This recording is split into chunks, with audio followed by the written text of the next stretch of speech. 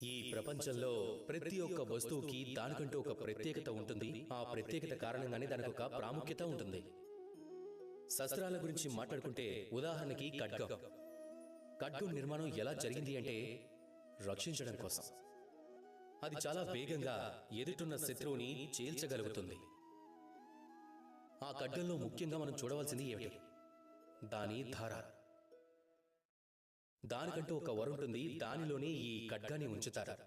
అదేవిధంగా మనం బాణం గురించి మాట్లాడుకుంటే అది ఎంత పదునుగా ఉంది, అది ఎంత బలంగా ఉంది అనేది అవసరం లేదు. అందులో ఏది అవసరం అంటే దాని ఆకారం ఎలా ఉంది అనేది. అది వాయువుని చీల్చుకుంటూ దాని లక్ష్యం వరకు చేరుకోగలదా లేదా, అది ఎక్కువ ముఖ్యమైనది.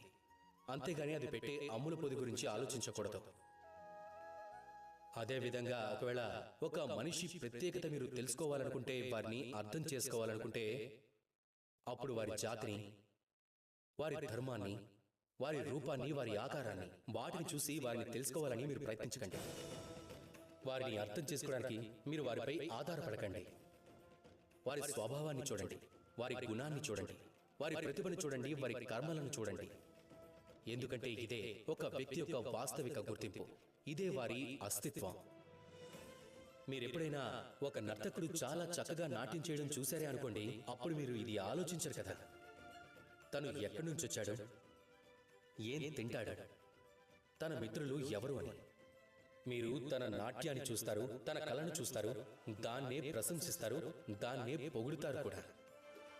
అదేవిధంగా ప్రపంచంలో అందరినీ గౌరవించండి.